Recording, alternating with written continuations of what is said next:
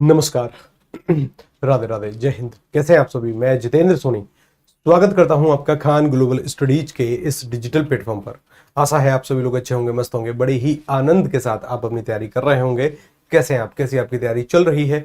Comment के माध्यम से आप हमें बता सकते हैं। साथ के साथ आपको अपनी सेहत स्वास्थ्य दोनों के बारे में जानकारी देनी है कि आपकी सेहत कैसी चल रही है साहब, और आपका स्वास्थ्य कैसा है, आप कैसे हैं, आपकी तैयारी कैसे है, इसके बारे में आप हमें जरूर जानकारी देंगे। इस समय आपकी तैयारी जो होनी चाहिए ना, वास्तविक रूप से वह युद्ध स्तर की तैयारी होनी चाहिए कि जितना भी समय मिल पाए उतना समय निकालिए पढ़ाई के लिए।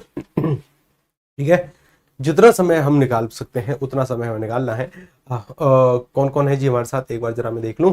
सुनील जी हमारे साथ हैं, विक्रम जी हमारे साथ हैं, बाकी के विद्यार्थी जी हमारे साथ हैं। धीरे धीरे सभी विद्यार्थी जुड़ रहे हैं, बहुत अच्छी बात है। रिंकी जी हैं, सुनील जी हैं, बाकी के विद्यार्थी हैं। चलिए क्लासेस की शुरुआत करते हैं। और क्लासेस की शुरुआत करते समय एक सवाल, और एक सवाल क्या है, वो सवाल थोड़ा सा जरूरी है। और मैं हर एक क्लास के बारे में, हर एक क्लास की शुरुआत से पहले सवाल को इस वजह से आपसे पूछता हूं ना कि अगर एक भी विद्यार्थी परिवर्तित हो पाया तो समानता हम अपने जीवन को धन्य मानेंगे। ठीक है ना? तो मूल रूप से इसका उद्देश्य ये है कि आपको अपने दिन के टारगेट कभी नहीं बताने हैं। मैं कभी बताना नहीं भूलूंगा आपको। ठीक है ना? मैं हमेशा आपको याद दिलाता रहूंगा कि आपको, अगर हम विद्यार्थी हैं तो कुछ कर्तव्य हैं हमारे, और कर्तव्य बिना दिखावे की तैयारी करना और एक डायरी उठाना, उस पर अपने दिन के टारगेट लिखना। अगर आज आप हिंदी पढ़ोगे तो सर हिंदी में ये टॉपिक, अगर आज आप हिस्ट्री पढ़ोगे तो हिस्ट्री में आप ये टॉपिक, अगर आज आप पॉलिटी पढ़ोगे तो उसमें ये टॉपिक, अगर आज आप ज्योग्राफी पढ़ोगे तो उसमें, मतलब समानता एक सब्जेक्ट या दो सब्जेक्ट लिखने हैं। ठीक है ना? ज्यादा नहीं। कि सर समानता ये 8 से 9 घंटे के टारगेट बनाइए, और 8 से 9 घंटे के टारगेट बनाने के साथ एक एक टॉपिक को कवर करिए। जैसे मुझे पता है कि आज अगर मैं पढ़ रहा हूं तो आज केवल और केवल सर मैं राष्ट्रपति से संबंधित अनुच्छेदों को पढ़ूंगा, या कि सर मैं इस अनुसूची में आने वाले अनुच्छेदों को कवर करूंगा, या मैं इस भाग के अनुच्छेदों को कवर करूंगा। जो भी जिस भी तरीके से आप पढ़े तो उसको टॉपिक वाइज पढ़िए। ठीक है ना? अच्छी बात है। और उसके साथ साथ समानता रिवीजन रिवीजन करना है हमें किस स्तर से, कि अगर आज आप कोई टॉपिक पढ़ रहे हैं तो आज कोई टॉपिक पढ़ रहे हैं तो उसका रिवीजन 7 दिन के बाद, 14 दिन के बाद, और समय मिल जाएगा तो 21वें दिन के बाद हमें उसका रिवीजन कर लेना है। ठीक है ना? 21वें दिन के बाद। पवन जी हमारे साथ हैं, रेखा जी हमारे साथ हैं, आयुष जी हैं, नेहा जी हैं, गायत्री जी हैं। आप सभी का तहे दिल से स्वागत है, अभिनंदन है। चलिए साहब स्टार्ट करते हैं। ठीक है ना? हम एक टॉपिक के बारे में 2 दिन से बातचीत कर रहे हैं। टॉपिक का नाम है समास। आज इसको खत्म करते हैं, प्रैक्टिस करते हैं फिर। ठीक है ना?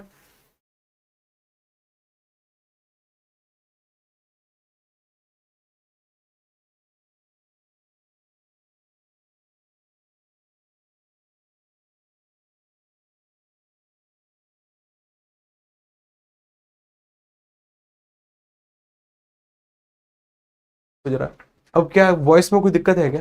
देखो जरा, ये वॉइस में, वॉइस बिल्कुल ठीक आ रही है मेरी? सुन पा रहे हो आप सभी लोग मुझको? देखो मैं ये रहा, मैं आपको हाई कर रहा हूँ। हेलो, हाय, राधे राधे, जय हिंद। कैसे हैं आप सभी? ठीक है ना? सुन पा रहे हो ना? देख पा रहे हो मुझको? बोलो रे कुछ। देखो मैं ये रहा। ठीक है ना? मैं ये रहा, देख पा रहे हो? राधे राधे, राधे राधे जी। ठीक है ना? सुन रहे हो ना मुझको? कंप्यूटर जी क्या है, हमें सुन रहे हैं? मैं दिख रहा हूँ इनको? अच्छा, चलिए अच्छी बात है। हाँ, देख पा रहे हो, बढ़िया है। ठीक है, नहीं देख पा रहे तब ठीक है साहब। रोहित जी नहीं सर जी। अच्छा, मतलब सही, फिर पहली बार टाइम से आया। अच्छा सर जी, आज पहली बार टाइम से आया हूँ। ये भी अच्छी बात है कि सर एक टॉपिक है जी हमारा, और टॉपिक का नाम है सर समास। कौन सा टॉपिक है साहब? समास एक टॉपिक है।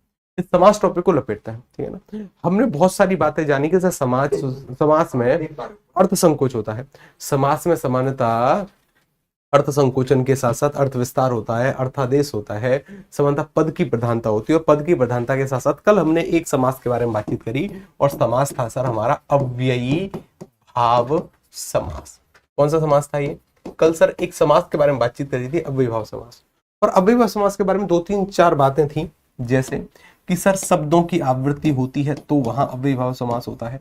इसके साथ साथ पदों की यहाँ पर उपसर्ग जुड़ा हुआ होता है सर, लेकिन ध्यान रखिएगा वह उपसर्ग विशेषता ना बताता हो, बस केवल कि भाई सुपुत्र अच्छा बुरा ऐसे ना बताता हो। इसके साथ अगर मैं यहाँ पर और बातचीत करूं कि इसके बाद अगर और देखा जाए कि जहां पर कोई भी ऐसी संख्या जिसके पहले उन लगा हो, 29, 19, 59, 69 इत्यादि इत्यादि, वहां पर भी अव्ययभाव समास होता था। और जो बनने वाला समस्त्र पद है, ठीक है ना, जो इससे बनने वाला समस्त्र पद या जिसको सामासिक पद कहते हैं, क्या कहते हैं साहब, जिसको सामासिक पद कहते हैं, और वह पद सामान्यतः एक क्रिया विशेषण की भांति कार्य करता है। किसकी भांति कार्य करता है? वह एक अव्यय की भांति कार्य करेगा, क्रिया विशेषण की भांति। ध्यान रखिएगा इस बात को, ठीक है ना, वह क्रिया विशेषण की भांति। आज एक दो स्टेप आगे चलते हैं। आज बातचीत करते हैं सर तत्पुरुष समास की और बाकी के समासों की, तो ध्यान से समझना है, ठीक है ना। देखिए कि सर अगर हम यहाँ पर देखें कि अगला जो अपना समास है सर, उसका नाम है तत्पुरुष समास, और बेहद इंपोर्टेंट तत्पुरुष समास। अगर मैं यूपीएसआई के लिहाज से देखूं या कांस्टेबल के भी लिहाज से देखूं तो सर्वाधिक सवाल पूछे जाने का जिम्मेदार है, ठीक है ना। जिस शब्द से अव्यय का भाव उत्पन्न हो उसे अव्ययभाव समास कह सकते हैं ऐसा, लेकिन ये बात पूर्णतः सत्य नहीं है, ठीक है ना। अच्छी बात है कि सर तत्पुरुष समास, और तत्पुरुष समास को दो भेदों में हमें पढ़ना है। मतलब तत्पुरुष समास के अगर आपसे प्रकार पूछे जाएं तो आप क्या बताओगे? ऐसे लाइन खींचना ठीक नहीं है, बस आप ऐसे ही समझ लो। एक होता है जिसका नाम है समानाधिकरण तत्पुरुष। एक कौन सा समास है? समानाधिकरण तत्पुरुष। और दूसरा जो समास सर हमें देखने को मिलता है वो देखने को मिलता है व्याधिकरण, मतलब व्याधिकरण तत्पुरुष समास। कौन सा है? समानाधिकरण और व्याधिकरण, दो समास देखने को मिलते हैं। यानी तत्पुरुष समास के दो भेद हैं, समानाधिकरण और व्याधिकरण। ध्यान से समझिए, समानाधिकरण को ही सर आगे चलकर कहा जाता है कर्मधारय समास। कर्मधारय समास। अभी तो इसके बारे में हम बातचीत नहीं करेंगे, लेकिन है ये इसी का भेद। लेकिन कुछ समय के बाद इसके बारे में बातचीत करेंगे। कुछ व्याकरण अर्थ के आधार पर इसको सेपरेट भेद पढ़ते हैं अलग से, इसलिए अर्थ के आधार पर उनके 6 भेद होते हैं, या कुल समास में वो 6 भेद पढ़ते हैं, या केवल समास में भी वो 6 भेद पढ़ते हैं। प्रधानता की बात आती है तो प्रधानता की बात के अंतर्गत तो सर यहाँ पर दिक्कतें होती है, ठीक है ना। अच्छी बात है। व्याधिकरण जो समास है ना सर, ये कारक प्रधान समास है। कौन सा प्रधान समास है? ये कारक प्रधान समास है। यहां पर सर कारक चिन्हों का लोप होता है, या कारक चिन्ह छुपे हुए थे सर। जैसे सर व्याधिकरण जो तत्पुरुष समास है ना, इसके कुल मिलाकर, इसके पहले तो ना कुछ बातें समझो। ये कारक प्रधान समास है तो आपको कारक के बारे में जानकारी होनी चाहिए। एक कारक है सर जिसका नाम है कर्ता कारक। किसी को नहीं पता है तो अभी समझ लो, हालांकि कारक नामक बिंदु को हम बाद में भी पढ़ेंगे, लेकिन अभी समझना है। एक है कर्ता कारक, कर्ता के बाद सर एक है करण कारक, करण के बाद कर्ता के बाद सर एक है कर्म कारक, माफी चाहूंगा, और एक है सर करण कारक। करण के बाद सर एक है जिसका नाम है संप्रदान कारक, एक है सर जिसका नाम है अपादान कारक, और अपादान के बाद एक है सर जिसका नाम है संबंध कारक, और संबंध कारक के बाद एक है सर अधिकरण कारक, और अधिकरण के बाद एक और है सर जिसका नाम क्या है? जिसका नाम है संबोधन कारक। कौन सा कारक है साहब? संबोधन कारक। कुल मिलाकर ये 8 कारक हैं। कितने कारक हैं? 8। पूरा ध्यान इस समय बोर्ड पर, ठीक है ना, सावधानी से सुनना। पहला, दूसरा, तीसरा, चौथा, पांचवा, छठवां, सातवां, 8 कारक कितने होते हैं? अभी के लिए मानो कि कारक हिंदी में 8 है, वैसे संस्कृत में 6 है, हिंदी में 8 प्रयोग होते हैं। ये 8 कारक हैं हिंदी में। इनकी विभक्ति कुछ इस प्रकार से है। जैसे कर्ता कारक के लिए ने का प्रयोग करते हैं, कर्म कारक के लिए को का प्रयोग करते हैं, और करण कारक के लिए से का प्रयोग करते हैं साधन के लिए। अभी देखो, अभी ये चीज समझ में नहीं आएगी कि सर ये से क्या है इत्यादि, साधन क्या है, बशर्ते 10-5 मिनट मुझे बोलने का मौका दो, ठीक है ना। अब देखो, संप्रदान की विभक्ति होती है के लिए, संप्रदान की विभक्ति क्या लिए? के लिए। अपादान की विभक्ति होती है से, और से का प्रयोग करते हैं हम अलग करने के लिए, और केवल अलग करने के लिए नहीं, कि मूल रूप से सर जब से का प्रयोग डर के लिए होता है कि राधा भालू से डरती है, से का प्रयोग डर के लिए, भालू से डरती है। जब हम तुलना करते हैं कि राधा श्यामा से अधिक सुंदर है, राधा श्यामा से अधिक सुंदर है, तुलना करने के लिए से का प्रयोग। जब हम दूरी बताते हैं कि भाई लखनऊ से प्रयागराज की दूरी 250 या 300 किलोमीटर है, तो जब मैं दूरी बता रहा हूं तो तब भी मैं इसका प्रयोग कर रहा हूं, लखनऊ से से का प्रयोग दूरी के लिए। जब हम लजाते हैं, लजाना यानी कि बहु सास से शर्माती है, सास से शर्माती है, अपादान कि सर जब हम किसी का जन्म कराते हैं या फिर जब कोई वस्तु किसी से जन्म लेती है, बच्चे ने माँ की कोख से या माँ के गर्भ से जन्म लिया, तो सर वहां पर क्या है, जन्म लेने के लिए भी इसका प्रयोग, केवल अलग नहीं बहुत सारी चीजों के लिए अपादान प्रयोग होता है, ठीक है ना। अच्छा साहब, संबंध की भाई रामू की गाय, रामू का बैल, का, की, के, रा, री, रे, ना, नी, ने इत्यादि इत्यादि। मैंने कहा अधिकरण में आधार का बोध होता है, मैं और पर का प्रयोग होगा कि तोता डाली पर बैठा है, पुस्तक मेज पर है। और संबोधन कारक में जहां पर किसी को पुकारा जाता हो, अजी सुनते हो, रमेश यह कार्य करते हो, तो अजी को मैंने पुकारा कि अजी सुनते हो, रमेश ये एक गिलास पानी दे दो। तो इसका मतलब ये है कि जहां पर भी किसी को पुकारा जाएगा वह क्या होगा, अधिकरण कारक। ध्यान से एक एक चीज समझने का प्रयास करिए कि सर व्याधिकरण जो तत्पुरुष समास है, जो कि कारक प्रधान है और कारक होते हैं 8, और इन 8 कारकों में से ना तो कभी कर्ता कारक से कोई समास बनेगा और ना ही कभी संबोधन से कोई समास बनेगा।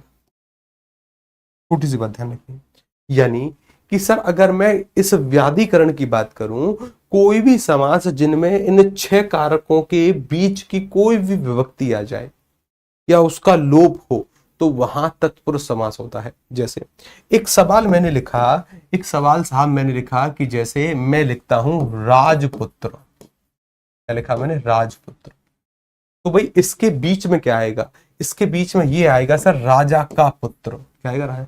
और का क्या है, का सर एक प्रकार का कारक है जो कि संबंध कारक के अंतर्गत प्रयोग होता है, काकी के, रारी रे, नानी ने।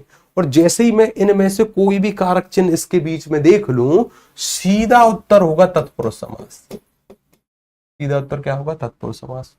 कुछ नहीं करना है, क्या करना है, कुछ नहीं। जैसे मैंने कह दिया वन गमन, कि सर वन को गमन यानी वन में जाने वाला या वन को जाने वाला, तो सर बीच में जैसे ही आपने देखा कि काकी के का यानी कारक चिन्ह का बोध, तुरंत तत्पुरुष समास, क्या करोगे, तत्पुरुष समास।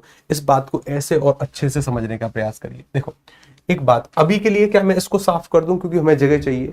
आप इस बात को जानते हैं कि तत्पुरुष समास के 2 भेद होते हैं, समानाधिकरण और व्याधिकरण। और समानाधिकरण को कर्मधारय कहते हैं, कर्मधारय के अंतर्गत ही द्विगु समास आएगा। इसके बारे में अभी हम बातचीत करेंगे, या फिर इस बात को यहीं पर समझ लो। जैसे मानकर चलिए एक शब्द है सर राजकुमारी, एक शब्द क्या लिखा है, राजकुमारी, क्या सवाल है, राजकुमारी। उसने पूछ दिया कि इस वाले सवाल में समास बताइए, इस वाले सवाल में समास बताइए। लो अगले पेज पर आ गए, एक सवाल है राजकुमारी, और उसने कहा कि भाई सर इसमें समास बताओ, और उसने विकल्प क्रमांक A B C D ऐसे रखे, और उसने कहा कि बताइए क्या यहाँ पर अव्ययी भाव समास है, क्या यहाँ पर अव्ययी भाव समास है, क्या यहाँ पर तत्पुरुष समास है, क्या तत्पुरुष समास है, क्या यहाँ बहुव्रीहि समास है, क्या बहुव्रीहि समास है, क्या यहाँ पर द्विगु समास है, कौन सा समास है, उत्तर बताइए। कि भाई अगर मैं आपसे पूछूं कि राजकुमारी शब्द में समास कौन सा होगा, तो इसका जो सटीक उत्तर होगा, हम जानते हैं कि भाई यहां पर क्या आएगा, राजा की जो कुमारी है वो राजकुमारी है। और मैं जानता हूं कि ये जो की है ना साहब, ये की संबंध कारक की विभक्ति है, यानी कारक चिन्ह है की। और अगर कोई भी समास जिसमें कोई भी समासिक पद जिसके बीच में कारक चिन्ह आता है, मेरा उत्तर जाएगा बाय डिफॉल्ट तत्पुरुष समास। इसका उत्तर क्या होगा, तत्पुरुष समास। लेकिन अगर मैं इसको ऐसे पूछ दूं कि बताइए क्या यहां पर करण तत्पुरुष समास है, क्या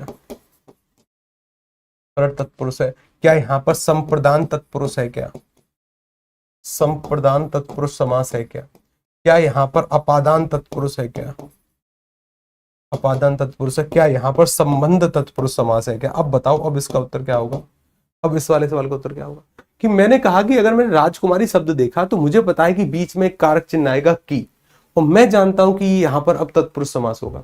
लेकिन क्या हो कि अगर मैं विकल्पों को चेंज कर दूं कि कर्ण तत्पुरुष है, संप्रदान तत्पुरुष है, अपादान तत्पुरुष है कि संबंध, तो अब मैं जानता हूं कि सर इसके बीच में की काके मतलब काकी के की विभक्ति आ रही है। मेरा उत्तर क्या होगा, संबंध तत्पुरुष की विभक्ति होती है सर काकी के, राधी रे, नानी ने। संबंध तत्पुरुष की विभक्ति होती है काकी के, राधी रे, नानी ने। अब इसका उत्तर डी होगा। क्या होगा सर इसका उत्तर डी। लेकिन परीक्षक थोड़े से सातिर है, सातिर अर्थात वह पता है क्या पूछते हैं। जैसे मानकर चलिए कि ये जो कारक लिखे हुए हैं ना, ये क्रम में लिखे हुए हैं। क्रम में मतलब ये पहले ही स्थान पर आता है, ये दूसरे पर ही आता है, ये तीसरे पर ही आता है, ये चौथे पर ही आएगा, ये पांचवें पर, ये छठवें पर, ये सातवें पर। तो हम जानते हैं पहले कारक से कोई समास नहीं बनता और आठवें से नहीं बनता, बीच के 6 से बनता है। अच्छा, तो वह पता है क्या लिख कर देगा, वह लिख कर देगा कि भाई द्वितीय तत्पुरुष। कई बार फंसाता है द्वितीय तत्पुरुष। वह आपको लिख कर देगा तृतीय तत्पुरुष, तृतीय तत्पुरुष समास। वह आपको लिख कर देगा पंचम तत्पुरुष समास, पंचम तत्पुरुष समास। वह आपको लिख कर देगा षठी तत्पुरुष समास, षठी तत्पुरुष समास। तो इनका मतलब क्या है कि भाई द्वितीय तत्पुरुष जो दूसरे नंबर का तत्पुरुष कारक है, या फिर जो दूसरे नंबर का कारक है ना, इसका मतलब है कर्म। यानी वहां पर द्वितीय तत्पुरुष लिखा है ना, तो इस द्वितीय तत्पुरुष का मतलब है कर्म तत्पुरुष। इसका मतलब क्या है, कर्म तत्पुरुष। और यहां पर तृतीय लिखा है, तो तृतीय सर कर्ण होता है। तृतीय क्या होता है, तृतीय होता है कर्ण। कि भाई अगर मैं तृतीय की बात करूं तो तीसरा नंबर है कर्ण का। और अगर मैं यहां पर लिख दूं पंचम, तो पंचम होता है सर अपादान का। किसका होता है, अपादान। कि अगर यहां पर पंचम लिखा है तो सर पंचम का मतलब क्या होता है, अपादान। और यहां पर संबंध लिखा है, संबंध का मतलब होता है 6, और 6 को संस्कृत में सटी कहते हैं। तो इसका मतलब है कि सर यहां पर ये संबंध कारक लिखा है। क्या लिखा है, संबंध कारक। इसका भी मतलब क्या होगा, बिल्कुल सेम। इसका भी अर्थ होगा सर, इसका भी उत्तर डी होगा। ध्यान रखिएगा, ध्यान रखिए। ये स्थिति कई बार इतना भ्रमित करती है। यूपीएसआई 2021 ने सवाल पूछा था इसी पैटर्न पर। उसने नहीं लिखा कि तत्पुरुष होगा कि अव्ययभाव होगा। इसी सवाल को इतने तरीकों से पूछ सकते हैं कि बताओ कौन सा है समास, तब तो मेरा उत्तर तत्पुरुष है। और तत्पुरुष में अगर उसने कह दिया कि कौन सा होगा, तब हमें पता है कि संबंध कारक के बीच में विभक्ति है, संबंध तत्पुरुष होगा। कई बार वो उसको परिवर्तित करेगा कि द्वितीय तत्पुरुष है, तृतीय है, चतुर्थ है, पंचम है। तो हमें पता है कि सर ये संबंध कारक है, जो कि 6वें नंबर का है, षठी तत्पुरुष है। इसको, इस तरीके के सवालों को याद करने के लिए हमें पता होना चाहिए ये कारक का क्रम। एक दो बार इसको अभी पढ़ो, अभी याद करो। अगर मैं आपसे 10 मिनट के बाद सवाल पूछूं कि बताइए 5वें पर कौन सा कारक आएगा, तो कंठ में होना चाहिए, कंठस्थ होना चाहिए कि 5वें नंबर पर ये होगा। जैसे मैं आपसे कह दूं कि कर्ता सबसे पहला है, सर कर्म दूसरा है, करण तीसरा है, संप्रदान चौथा है, अपादान 5वां है, संबंध है 6वां और 7वां है अधिकरण, संबोधन है 8वां। अभी इसको एक दो बार पढ़ो, एक दो बार पढ़ो तुरंत। क्या करो, तुरंत एक दो बार पढ़ो सभी लोग कि कर्ता, कर्म, करण, संप्रदान, अपादान, संबंध, अधिकरण और संबोधन। कि कर्ता ने कर्म को करण से संप्रदान के लिए ऐसे विभक्ति के साथ याद कर लो कि भाई कर्ता ने कर्म को करण से संप्रदान के लिए, अपादान से, संबंध काकी के रानी ने नानी ने, अधिकरण मैं पर, संबोधन अजी सुनते हो।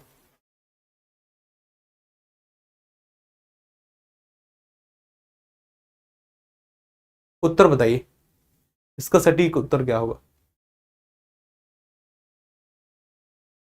सर जी तत्पुरुष के अनुसार 5 पर संबंध होगा, नहीं अपादान। ठीक है ना।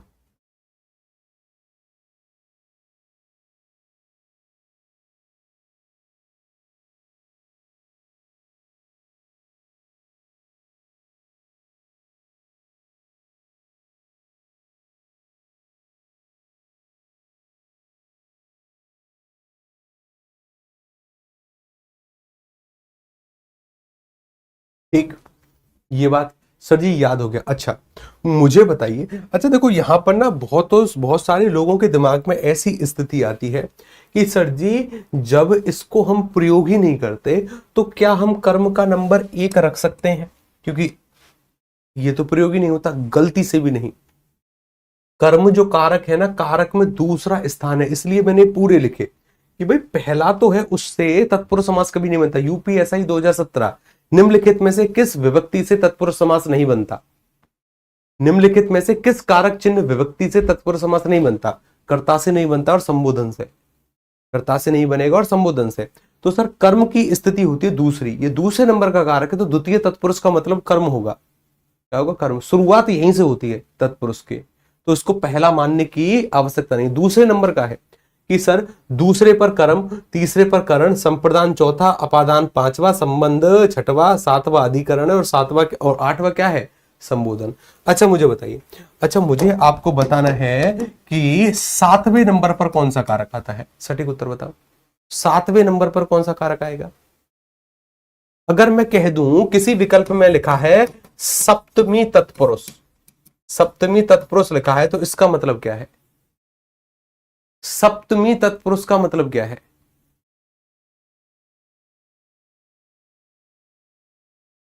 सप्तमी तत्पुरुष का मतलब क्या है?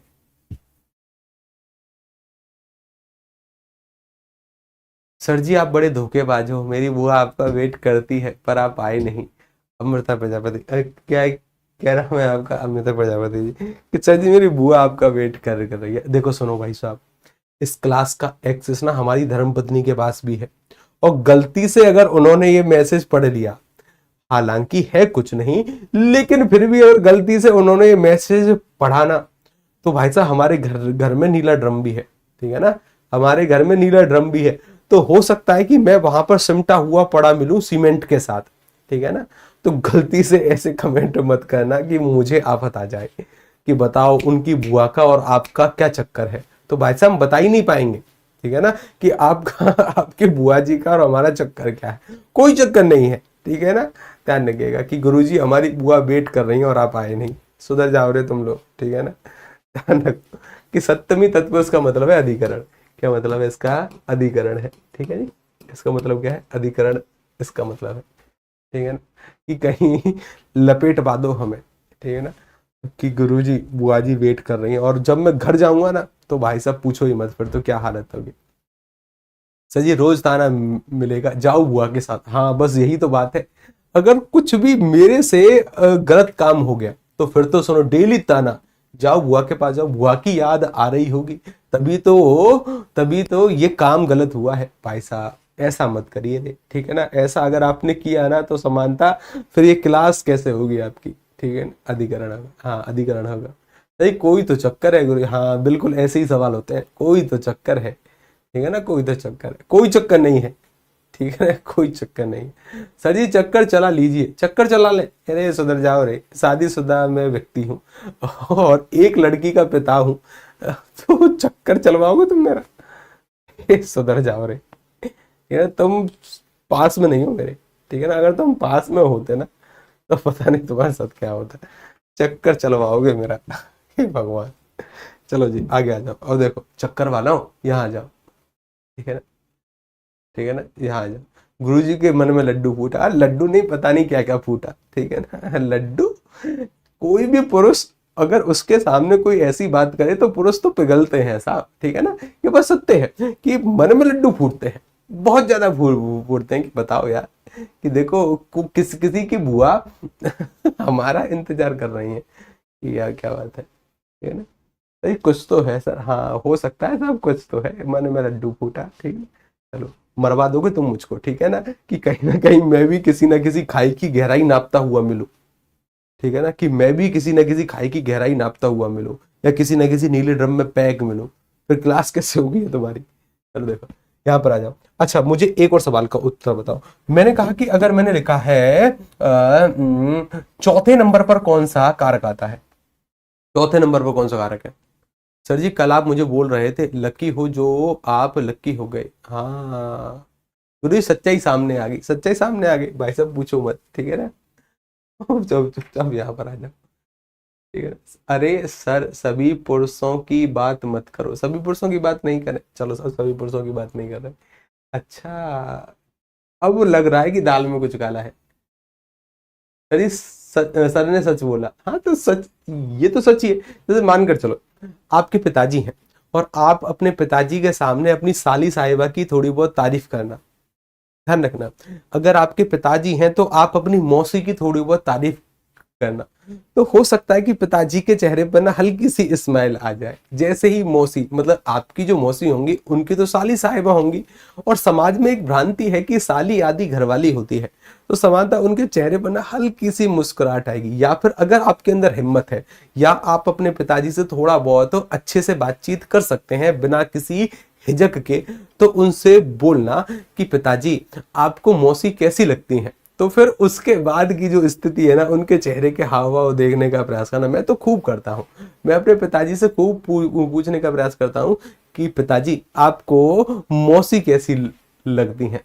तो यहाँ से तो पिताजी हंसते हैं और वहां से हमारी मम्मी मुझे ही गाली देने का प्रयास करती है कि नालायक, शर्म नहीं है तुझको, ऐसे सवाल कर रहा है, वो भी पिताजी से। ठीक है ना, ये पुरुषों की आदत होती है, ठीक है ना, हैबिट होती है, और इसको कोई बदल नहीं सकता साहब। हाँ, इसको कंट्रोल हम कर सकते हैं, थोड़ा बहुत कम या ज्यादा, लेकिन बिल्कुल चेंज हो जाए ऐसा संभव नहीं है, बिल्कुल भी संभव नहीं। अब क्या हंसना कोई बुरी बात थोड़ी है, अच्छी बात है साहब, हंसना खूब हंसी, ठीक है ना, और सामान्यतः सभी लोग हंसते हैं।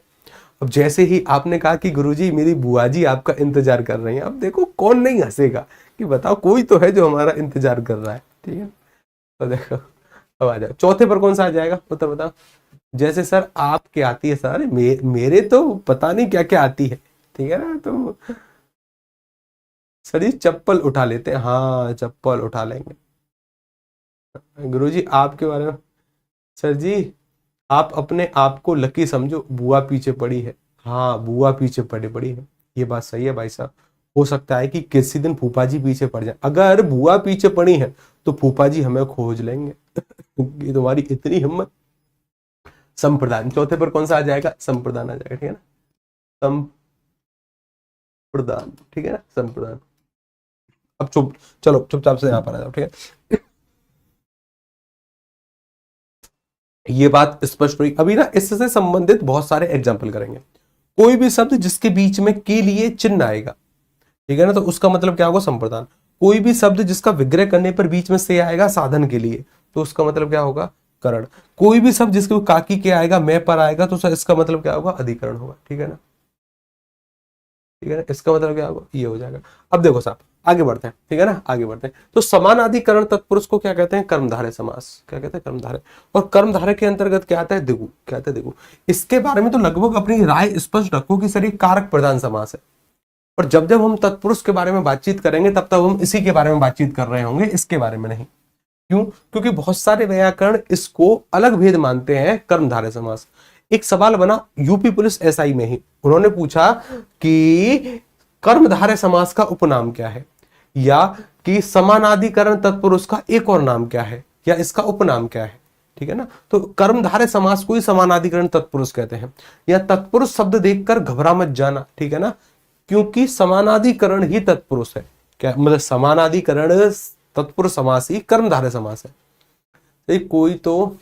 कोई कुंवारी होगी शादी करवा दूंगी, क्या बात है। अब देखो जरा, अब देखो यहाँ पर आ जाओ कि सर अब एक और स्थिति आती है जिसका नाम है, अब तुम ना मुझे पढ़ाने नहीं दोगे आज, ठीक है ना, मेरे चेहरे पर स्माइल बनी हुई है, अब मैं स्माइल के साथ तुमको पढ़ाऊं कैसे रे, ठीक है ना। अब वही वही है ना कि भाई कि पुरुष हैं हम, और पुरुष हैं तो तुमने अगर एक बार तारीफ कर दी तो कर दी, अब मन में लड्डू तो फूट ही रहे हैं, प्रसन्नता उठ रही है बार बार कि बताओ कोई इंतजार कर रहा है साहब हमारा, ठीक है ना, तुम सुधर जाओ रे, ठीक है ना, पढ़ाने दो मुझको। तो देखो जरा, क्योंकि ये तुम्हारा समय है और कीमती है, ठीक है ना।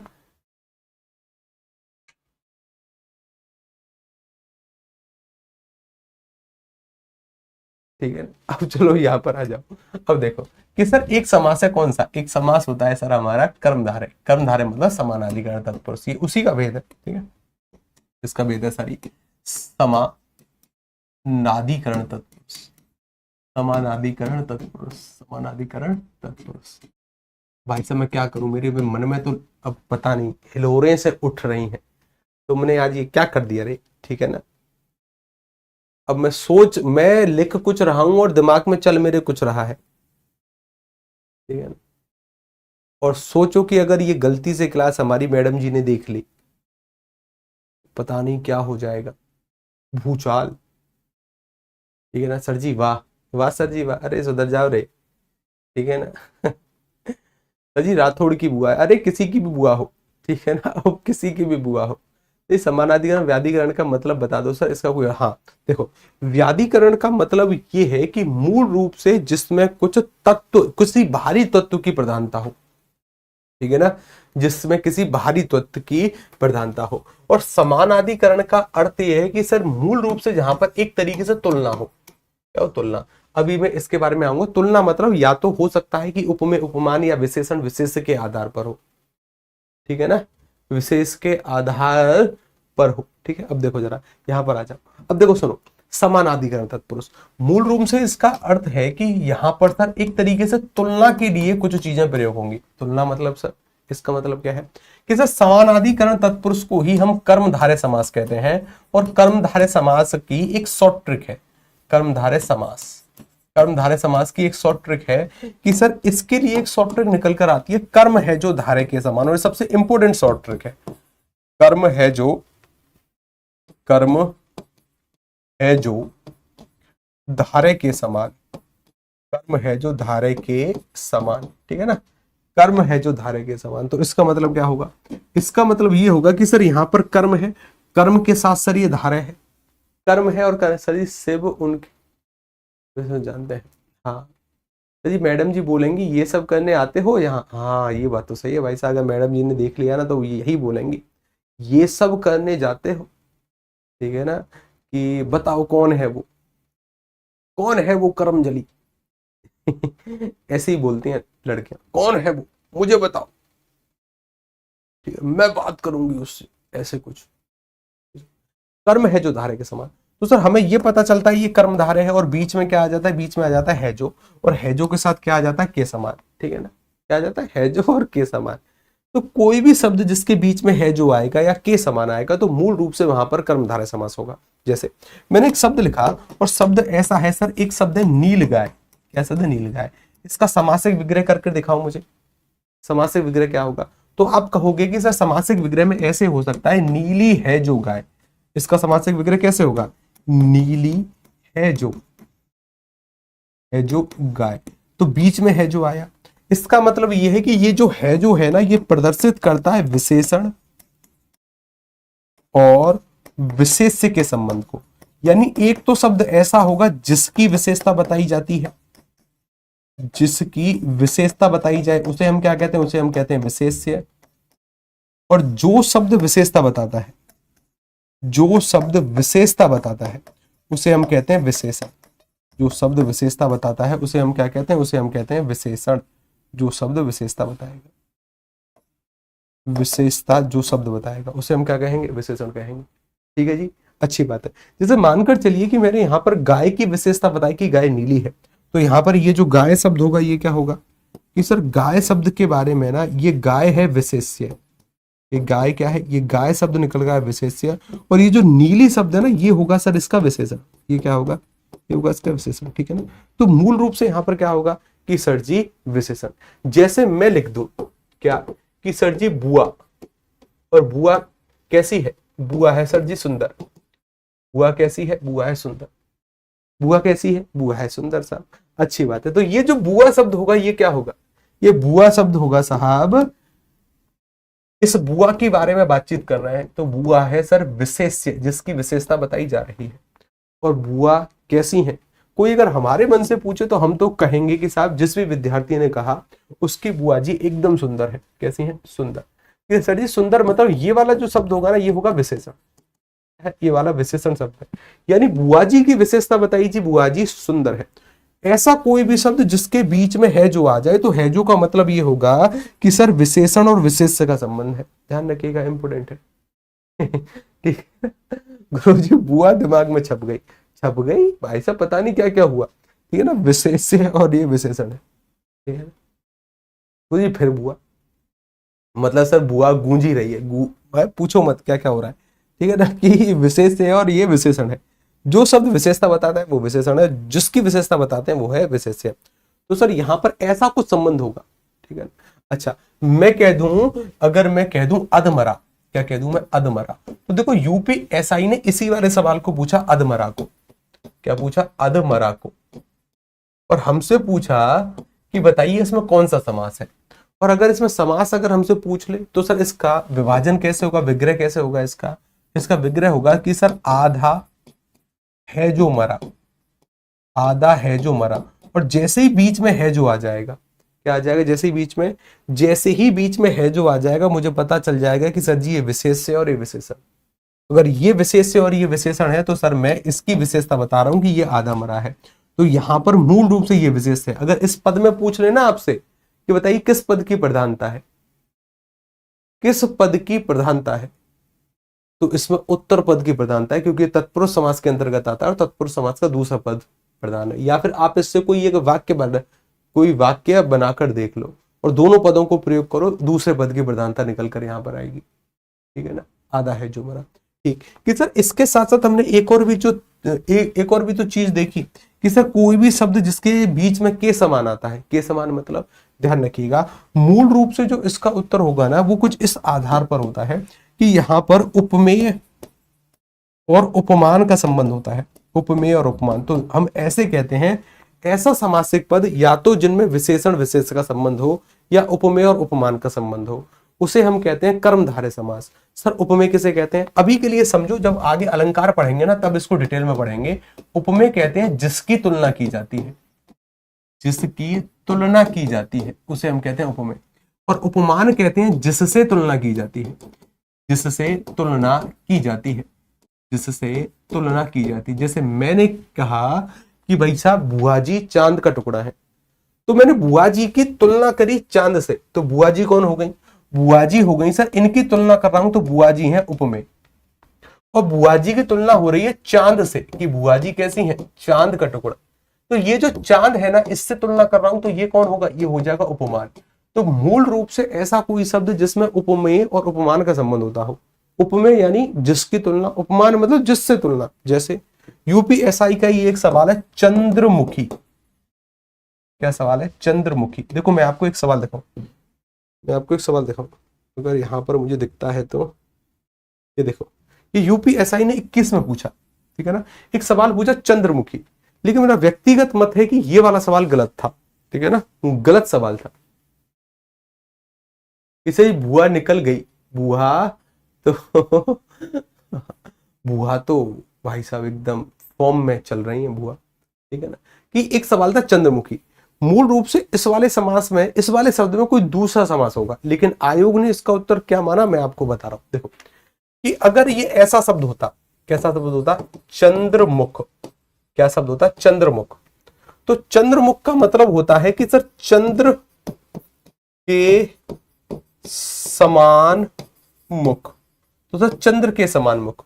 और हमने कर्म धारे की शॉर्ट ट्रिक क्या पढ़ी है कि कर्म है जो धारे के समान, कर्म है जो धारे के समान।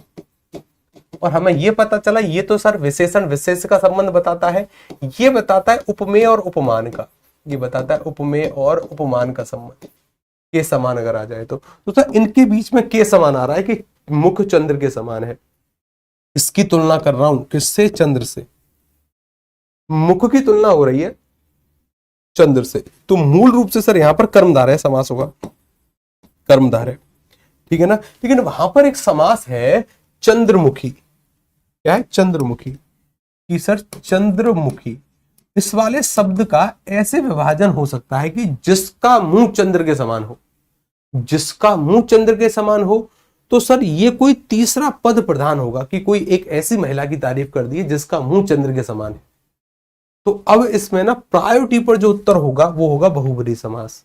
ध्यान रखिएगा, चंद्रमुखी किसी और का अर्थ बताने का प्रयास हमको करेगा। आगे चलकर हम बहुब्रीहि पढ़ेंगे तब आपको पता चलेगा कि जहां से तीसरा अर्थ प्रदान होता हो, जैसे दशानन, 10 है आनंद जिसके, वह कौन होगा, रावण होगा। तो वहां तीसरे पद की प्रधानता होगी, इस पद की, तीसरे पद की, रावण शब्द में तीसरे पद की प्रधानता होगी। तो मूल रूप से वो जो रावण शब्द होगा ना वो किसके अंतर्गत आएगा, बहुब्रीहि के अंतर्गत। लेकिन चंद्रमुखी में पक्की बात है कि बहुब्रीहि समास है, लेकिन आयोग टस से मस नहीं हुआ, उसने कर्मधारय समास उत्तर किया। क्यों, मेरा व्यक्तिगत मत है कि वो अपनी आंसर की में या फिर जब भी लोग विद्यार्थी रिट इत्यादि दायर करते हैं तो वहां से जवाब नहीं आता है कि उन्होंने इसका उत्तर क्यों माना, स्टेटमेंट नहीं आती। या तो आयोग को लगता है कि ये सही है तब तो वह समानता उस पर अड़िग होता है, या समानता उसके उत्तर को परिवर्तित करता है। आयोग ने कुछ भी परिवर्तन नहीं किया। आयोग ने कहा कि चंद्रमुखी, ऐसी कौन सी महिला है जिसको चंद्रमुखी की संज्ञा दी गई, लक्ष्मी, माता सरस्वती, कौन है, कोई नहीं है। अगर किसी महिला को संज्ञा दी नहीं गई है, जैसे दशानन, दशानन तो सर रावण को संज्ञा दी गई है, उसका अर्थ होता है रावण, तो सर हमें पता चलता है कि इसका अर्थ कोई तीसरा निकल कर आता है, रावण आता है। लेकिन ऐसी स्थिति चंद्रमुखी में नहीं होती। चंद्रमुखी किसे कहते हैं? किसी को भी नहीं। चंद्रमुखी नाम से कोई महिला विख्यात है क्या? कोई नहीं। तो इस वजह से वो टस से मस नहीं हुए, उन्होंने कर्मधारय उत्तर माना।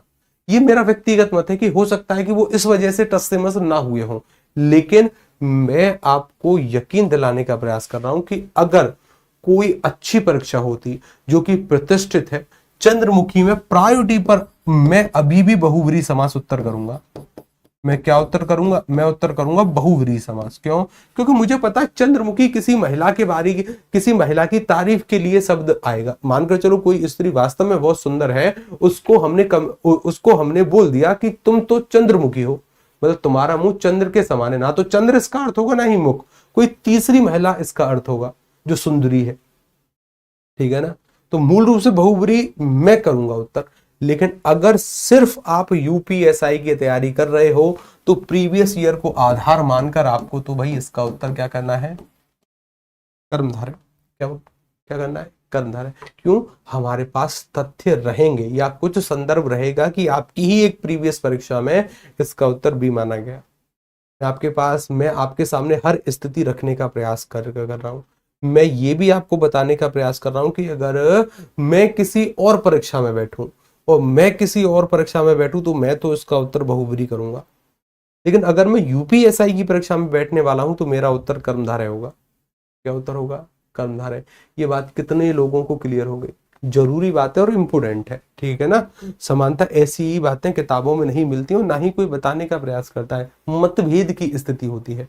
आधे लोग बोलते हैं कि साहब यहाँ पर कर्मधारय क्यों होगा, आधे लोग बोलते हैं कि बहुव्रीहि क्यों नहीं होगा।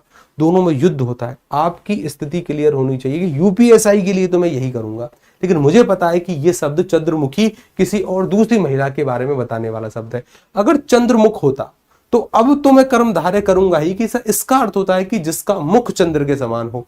लेकिन जैसे ही मैंने चंद्रमुखी कहा तो अब तो ये किसी और महिला के बारे में बताने वाला शब्द आएगा जो कि सुंदरी होगी। पक्की बात है बहुव्रीहि होगा। लेकिन यूपीएसआई टस से मस नहीं हुआ और ना ही हम तो सर उसको ही आधार मानकर, क्योंकि हम उसी परीक्षा की तैयारी कर रहे हैं, मैं तो कर्मधारय ही करके आऊंगा। 2.5 नंबर की लंका लग जाएगी, हमें आयोग का चाहिए। ठीक है? बात पल्ले पड़ी? हाँ और ना? पड़ गई पल्ले। आप करेंगे कर्मधारय। मतलब ऐसा कोई शब्द सर जिसके अंतर्गत मैं आपसे ये कहूं, ऐसा कोई शब्द जिसके अंतर्गत मूल रूप से या तो है जो आ जाए, है जो आएगा तो विशेषण विशेष का संबंध होगा कि नीली है जो गाय, आधा है जो मरा, और के समान आएगा तो उपमेय और उपमान का संबंध होगा कि भाई आप मुख की तुलना कर रहे हो, मुख को चंद्रमा के समान बता रहे हो। ठीक है ना? मुख को चंद्रमा के समान बता रहे हैं। गुरुदेव समास विग्रह के साथ यदि सवाल पूछा तो बहुव्रीहि या कर्मधारय का निर्धारण कैसे हो सकता है? मैं समझ गया। देखो समझो, अभी हम इस पर आ रहे हैं। पहले आप एक बार बहुव्रीहि को पढ़ो और बहुव्रीहि को पढ़ने के बाद हम दोनों में अंतर या किसकी श्रेष्ठता ज्यादा है इसके बारे में बातचीत करेंगे। देखिए, मूल रूप से जब हम समास पढ़ रहे थे तो सर हमने इसके भेद पढ़े। समास कितने प्रकार का होता है? समास कितने प्रकार का होता है? सर समास होते हैं, कुल समास होते हैं 6 प्रकार के। और 6 समास कौन कौन से हैं? एक है सर अव्ययीभाव समास, जिसके बारे में हम सीख चुके हैं। कौन सा समास है? अव्ययीभाव। और अव्ययीभाव के साथ सर एक है सर जिसका नाम है तत्पुरुष समास, इसको हम सीख चुके हैं, कारक प्रधान है। इसी का ही एक भेद है कर्मधारय, और कर्मधारय में उपमेय और उपमान और विशेषण विशेष का संबंध होता है। कर्म है जो धारय के समान। इसके अंतर्गत सर एक द्विगु समास आता है जो कि संख्या प्रधान है, अभी इसके बारे में बातचीत करेंगे। एक है सर जिसका नाम है द्वंद्व समास, जहां पर जोड़े में चीजें होती हैं। और एक है सर जिसका नाम निकल कर आएगा, जिसका नाम आएगा सर बहुव्रीहि समास, जो समासों का राजा है। एक सवाल बना था एमपीएसआई में, समासों का राजा कौन सा है, या अर्थ प्रधान समास कौन सा है, या सर्वश्रेष्ठ समास कौन सा है? बहुव्रीहि। ठीक है ना? ध्यान रखिएगा, अभी आएंगे इसके बारे में। लेकिन अभी देखो यहाँ पर एक बात समझो, ये स्थिति क्लियर, यहाँ पर कारक होंगे और यहाँ पर उपमेय उपमान और विशेषण विशेष्य, कर्म है जो धारय के समान। अब एक स्थिति आती है सर द्विगु समास की, ध्यान से समझने का प्रयास करो। द्विगु समास में जो इसका पहला पद होगा ना, जो इसका पहला पद वह संख्यावाचक होगा। कैसे होगा सर? वह संख्यावाचक इसका पहला पद होता है। और संख्या में कैसी संख्या साहब? संख्या में सर शुरुआत में संख्या या तो 1 से लेकर 9 तक जुड़ी रहेगी या ऐसी कोई संख्या होगी जिसके पीछे 0 होगा। 2 अंक की संख्या है तो 1 0 होना अनिवार्य है। 3 अंक की संख्या है तो 2 0। 4 अंक की संख्या है तो 3 0। 5 अंक की संख्या है तो सर 4 0 होनी, मतलब अगर देखो 4 अंक की संख्या है तब तो 3 0। 6 अंक की संख्या है तब तो सर इस पर 5 0 होनी अनिवार्य है। ठीक है ना, ध्यान रखिएगा कि सर 6 अंक की संख्या है 5 0, यहाँ पर 3 0, मतलब 0 0 ऐसी होनी अनिवार्य है। ये मूल रूप से ये 5 अंकों की संख्या थी तो इस पर 4 0 होनी चाहिए। ठीक है ना, ये 2 अंक की संख्या थी तो सर इस पर 1 0 होनी चाहिए। 3 अंक की संख्या थी तो 2 0 होनी चाहिए। ये 4 अंकों की संख्या थी तो यहाँ पर 3 0 होनी चाहिए। ठीक है ना, तो वहां पर क्या होगा? वहां पर हो जाएगा द्विगु समास। जैसे एक सवाल बना कि बताइए 50 में कौन सी संख्या है? 50 में कौन सा समास है? ये सवाल बना है 50 में कौन सा समास है? मृतक आश्रित थी, अभी शायद मैं उतना श्योर नहीं हूं कि कौन सी थी, लेकिन ये सवाल बना कि 50 में कौन सा समास होगा। तो मैं जानता हूं 50 सर 2 अंक की संख्या है और 2 अंक की संख्या है, 1 के पीछे 0 होना चाहिए, यानी सर 1 के पीछे 0 था तो इसका मतलब है यहां पर द्विगु समास होगा। ध्यान रखिएगा कौन सा समास होगा? द्विगु। द्विगु। अगर मैं आपसे पूछूं कि सप्ताह, एक सवाल लिख दूं सप्ताह, बताओ कौन सा समास होगा? तो सर देखो आगे ना एक संख्या आ रही है 7, और अगर आगे 1 से लेकर 9 तक संख्या रहे, या मैं ऐसा लिख दूं चौराहा, तो सर आगे ना 4 संख्या आ रही है, मैं लिख दूं त्रिभुवन, सर आगे 3 संख्या आ रही है। मैं लिख दूं पंचवटी, तो सर आगे देखो 5 संख्या आ रही है। तो ऐसा कोई शब्द या समासिक पद जिसके पहले 1 से लेकर 9 तक कोई संख्या हो, या ऐसी कोई संख्या जिसके अंत में 0 आ रही हो, 2 संख्याएं हैं तब तो 1 के पीछे 0, 4 संख्याएं तो 3 के पीछे 0, 5 संख्याएं तो 4 के पीछे 0। ठीक है ना, 4 के पीछे 0। ये स्थिति किसकी होती है? ये स्थिति हो जाती है सर हमारे द्विगु समास की। ठीक, मैं अगर कहूं द्वंद्व समास, द्वंद्व के 2 अर्थ होते हैं। कितने अर्थ होते हैं साहब द्वंद्व के? कौन कौन से? कि सर द्वंद्व का एक अर्थ होता है जोड़ा और द्वंद्व का एक अर्थ होता है युद्ध। द्वंद्व के अर्थ क्या होते हैं? जोड़ा या युद्ध। देखो एक संख्या हमने वो भी पढ़ी कि सर जी अगर मैंने 30 संख्या लिखी है, इस 30 के आगे अगर उन जोड़ दिया तो इसका अर्थ होता है एक कम, यानी 30 में एक कम उन एक प्रकार का उपसर्ग है, 30 में एक कम 29 होगी। अब यहाँ पर अव्ययीभाव समास हमने वहां पर पढ़ा था। लेकिन ऐसी कोई संख्या जो कि ऐसी हो या पहले 1 से लेकर 9 तक कोई संख्या आ जाए, द्विगु समास। अच्छा, मैं अगर आपसे कहूं कि सर ऐसे शब्द जो कि जोड़े में हो तो वहां पर कौन सा समास होता है? द्वंद्व। इस बात को देखो यहां पर समझो, द्वंद्व समास एक समास है सर जिसका नाम है द्वंद्व, और द्वंद्व का अर्थ होता है जोड़ा। जैसे मैंने कहा माता पिता, क्या कहा सर मैंने? माता पिता। तो सर ये जोड़े में प्रयोग होने वाले शब्द हैं, दोनों पदों की प्रधानता होती है, माता पिता। मैंने कहा रुपया पैसा, क्या कहा मैंने? रुपया पैसा, सर रुपया भी प्रधान है, पैसा भी। मैंने कहा सत्य असत्य, क्या कहा मैंने? सत्य असत्य। तो सर दोनों पदों की प्रधानता है, जोड़े में रहने वाले शब्द है, तो इसका उत्तर क्या होगा? द्वंद्व। अब द्वंद्व समास के कितने भेद होते हैं? 3। समाहार, एकशेष और वैकल्पिक। ये कल का विषय है, अभी इसको छेड़ना थोड़ा सा अनर्थक सिद्ध होगा कि सर इसके 3 भेद निकल कर आते हैं, समाहार, एकशेष और वैकल्पिक। लेकिन अभी के लिए ध्यान रखना जोड़े में प्रयोग होने वाली चीज है, जो समानता जोड़े में प्रयोग होती है। ठीक है ना, वो द्वंद्व। अभी कुछ ऐसी भी संख्या आएंगी जो कि एक दूसरे को जोड़कर बनाई जाएंगी, जैसे 25, 5 और 20 का समूह, 22, 20 और 2 का समूह। इसके बारे में कल बातचीत करेंगे। ठीक है ना, अभी के लिए आप अपने सवाल दागो। ठीक है ना, एक एक करके सवाल पूछो अभी के लिए। इनमें से किसी भी समास से, पति पत्नी, हाँ बिल्कुल बोल सकते हो पति पत्नी। ठीक है ना, पति पत्नी बोल सकते हो, लेकिन पति पत्नी ना मूल रूप से विलोम शब्द की कैटेगरी में आएंगे, समासिक पद नहीं है। क्यों? क्योंकि समासिक पद बोल तो सकते हैं, अगर भाव के आधार पर अगर उनको जोड़ें तो बोल तो सकते हैं। ठीक है ना, अच्छी बात है, कल इसके बारे में बातचीत करेंगे हम। ठीक है, चलिए सर जी आज प्रभु सर की क्लास वाईटी वाली, अब देखो मुझे उसके बारे में जानकारी नहीं है, मुझे उसके बारे में जानकारी नहीं है। ठीक है ना, कि प्रभु सर की क्लास क्यों नहीं हुई, कोई नोट्स नहीं बनवाएंगे? क्यों? हमारे भी तो नोट्स आएंगे इसके, मेरे कंप्लीट नोट्स आएंगे इसके समास के। ठीक है ना, परेशान मत होना। बिल्कुल, अच्छी बात है। सर जी इनको याद कैसे करें, एक लाइन पर ऊपर से नीचे बताएं। अभी देखो पहले ना इसको कंप्लीट पढ़ते हैं, अभी इसमें बहुत कुछ है, ठीक है ना। अपवादों से ज्यादातर सवाल आते हैं। ये कोई नियम नहीं है कि एक शब्द में एक ही समास होगा, एक शब्द में एक से अधिक समास भी हो सकते हैं, ठीक है ना। ध्यान रखिएगा गुरु। नोट्स, नोट्स अगर आप इच्छुक हैं ना तो हम समास जैसे ही कंप्लीट हमारे होते हैं उसके बाद इसके कंप्लीट नोट्स बना लेंगे, शॉर्ट्स नोट्स जो कि 1-2 पेज में हो जाएंगे। इस समासिक पद में विशेषता में पूर्व पद तथा उत्तर पद कैसे पता करें, मतलब विशेषता में कैसे पूर्व पद और उत्तर। अच्छा, कर्म धारे में कैसे पता करें, जैसे देखो एक सवाल आया है अधमरा, क्या सवाल है, एक अधमरा, या फिर मैं लिख दूं नील कमल, एक शब्द क्या लिख दिया मैंने, नील कमल। नील कमल में सर देखो कमल की विशेषता बता रहा हूं कि नीला कमल है, नील कमल। अरे नी